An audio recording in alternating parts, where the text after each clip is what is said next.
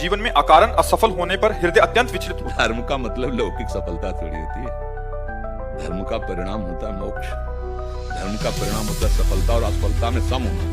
हम लोग ये तो समझते ना, 4 दिन नाम जप लिया, हमारा काम क्यों नहीं बना, इसका मतलब भगवान नहीं सुनते। बहुत इसलिए सत्संग की आवश्यकता होती है। सुख दुखे समे कृत्वा लाभा लाभो जया जयो, ये धर्म का स्वरूप होता है। अगर आप धर्म से चल रहे हो तो आपको पक्का पता मैं धर्म से चल रहा हूं, तो दुख जो आया है, असफलता जो आई है, ये मेरे किसी कर्म के परिणाम का स्वरूप है। इसमें भगवान का कोई स्मृत अवश्य में भोक्तव्यम कृतम कर्म शुभाशुभम। तो शुभ कर्म 2 ही प्रकार के कर्म, शुभ और अशुभ। शुभ का फल आता है सुखद लौकिक, और अशुभ का फल आता है दुखद। जो धर्म है वास्तविक, वो है भगवान के चरणों का आश्रय लेकर के शास्त्र आज्ञा के अनुसार बर्ताव करना। वो तुम्हें शुभ अशुभ दोनों से ऊपर उठाएगा, सुख दुख में समान भाव लाएगा। अब हम अगर विश्वास करें इस बात पे तो आश्चर्य होगा।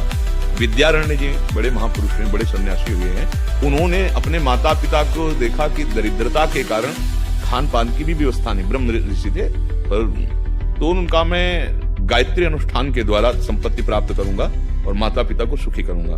तो 24 लाख मंत्रों का एक पुरस्चरण होता है, तो 24 लाख गायत्री का अनुष्ठान किया, कुछ नहीं हुआ। फिर दूसरा अनुष्ठान किया, तीसरा अनुष्ठान किया। माता पिता तो धीरे धीरे पधार गए, पर वो जिद ऐसी लगी रही कि आखिरकार क्या मंत्र का प्रभाव ही नहीं। 23 पुरस्चरण किए, करते करते बाल्यावस्था जब यज्ञोपवीत हुआ, तो तब से लेकर अब अर्ध जीवन की अवस्था होगी पुरस्चरण करते हुए।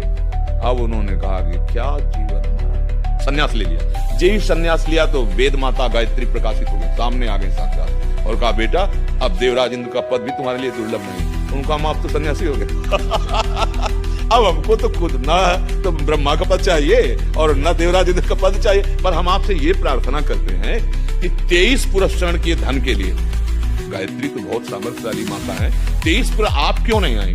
तो उनका तुम्हारे अनंत जन्मों में ऐसे छोटे छोटे पाप तो भस्म सब हो गए, ऐसे 24 महापाप थे, एक एक पुरस्चरण से वो नष्ट हुए। हाँ, अब जब सन्यास लिया 23वें के बाद, तो एक पुरस्चरण का काम सन्यास ने कर दिया।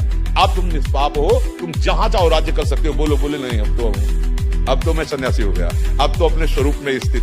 तो देखो इतना बड़ा अनुष्ठान भी, वो महापाप उनके 24 ऐसे अटके कि धन प्राप्ति नहीं। तो बात यहां समझनी है कि कुछ हमारे जमा है और कुछ निकाल करके शरीर को बनाया गया है, शुभ अशुभ दोनों से। अब वो जो गोदाम जमा है हमारा, वो तो आग लग जाएगा। साधन करो अच्छे से, नियम से, संयम से, मर्यादा के अनुसार, तो हम स्वरूपाभ्यो मोक्षयिष्यामि मा शुचा।